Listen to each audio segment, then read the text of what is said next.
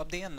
Šodien mēs parunāsim par pretinieku atklāšanu vai tā saucamo spotošanu. Šajā strateģiskajā spēlē bez pretinieku atklāšanas vai spotošanas gandrīz nav iespējams spēlēt.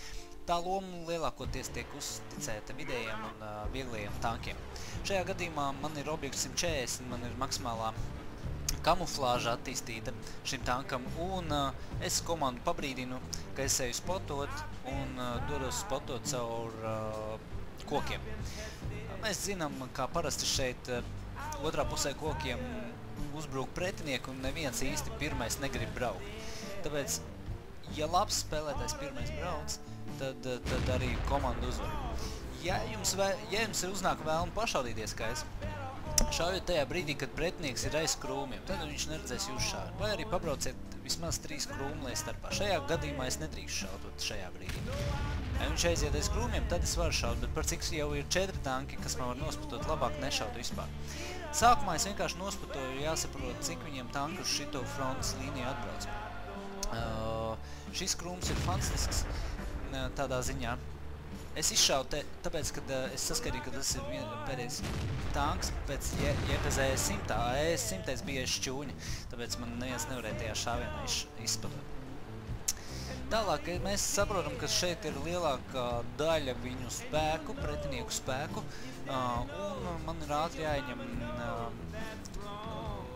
frontālās līnijas, lai tur neienāk kāds cits, un es nebūtu pārāk pārsteigts, ka man nenosputo pirmo.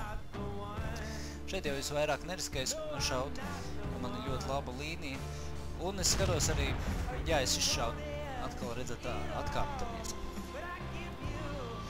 Man ir labā aizmugurē, tur ir tankdestrojeri, artilērijas 3, un šajā brīdī, protams, ka man ir jāizdzīvo.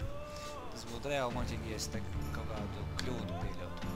Šeit ir ļoti uzmanīgi jāiet. Mani citreiz šeit ir nospatojuši, pārvietojoties, jo starp dažiem krūmiem viņi kaut kā pamana. Lūk, šajā brīdī man ir jāapstājas un labāk nekustēties, lai komanda savācēja piekto. Tas ir skaidrs, ka es esmu viņu nospatojis, un mana komanda ļoti veiksmīgi viņu sašauja, un šeit viņu uz dūlu dabeidz. Starp citu, kas interesanti, it kā pretinieks bija nodzisis, ja, un viņu nošāva, bet tas vienalga ieskaitīsies manam spotam. AMX 50 B brauc mani jau izspatot, tāpēc es momentāli atkāpjos. Ja es būtu nokavējis kaut vai sekundes pusi, viņš man būtu izspatojis un pretinieki man būtu nošauši. Es atkāpjos un gaidu, kamēr komanda viņu nošaus. Ja viņš nodzisīs, bišķi pabraukšu pa priekšu, uz priekšu un atkal viņu noskanēšu. Man kamuflāžas reitings ir augstāks, un viņš man pat neredzēs. Es varu droši turpināt spotošanu. Tālāk es braucu jau skatīties, kas viņam no šiem tankiem būs izglīduši uz kalnu.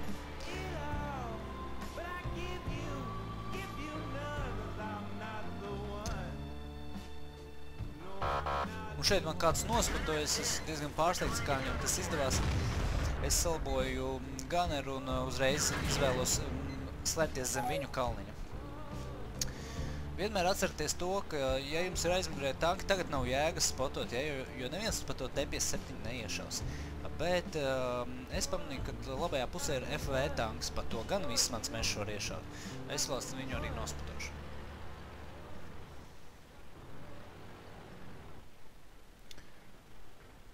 FV jau cīnās ar otru fronti, un šitā karta ļoti viegli bija.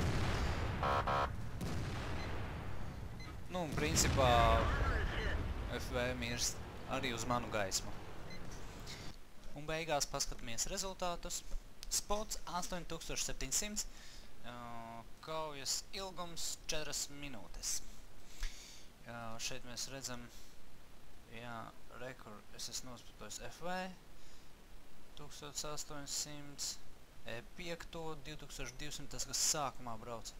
Tas, kas AMX 50B, kurš gribēja mani atklāt 2100. Šie arī lielākie spoti. Un vēl Wafel noteikti. Jā, 1800. Un pēc rezultātiem es arī esmu labākais no 30 spēlētājiem.